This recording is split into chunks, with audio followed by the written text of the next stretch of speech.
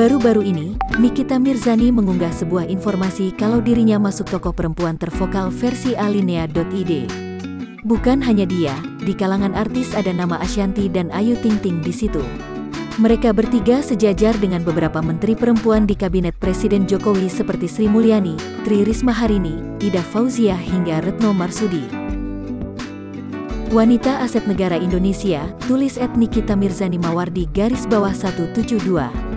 Sayangnya, netizen mempertanyakan mengapa Ayu Ting Ting bisa masuk kategori tokoh perempuan tervokal. Padahal dilihat dari keterangan yang dituliskan Alinea.id, kategori itu diambil dari banyaknya pernyataan para publik figur perempuan di atas yang dikutip media sosial. Ayu Ting Ting perempuan tervokal dalam hal apa ya bun? Baru tahu saya, komentar netizen yang langsung dibalas Nikita Mirzani. Perempuan yang akrab disapa Nyai itu memberikan pertanyaan balik dengan menyentil artis lain yakni Ashanty. Coba balik tanya, emangnya Ashanty vokal dalam hal apa? Tolong dijawab, komentar Nikita Mirzani. Postingan itu pun jadi ramai dikomentari netizen lain yang pro dan kontra.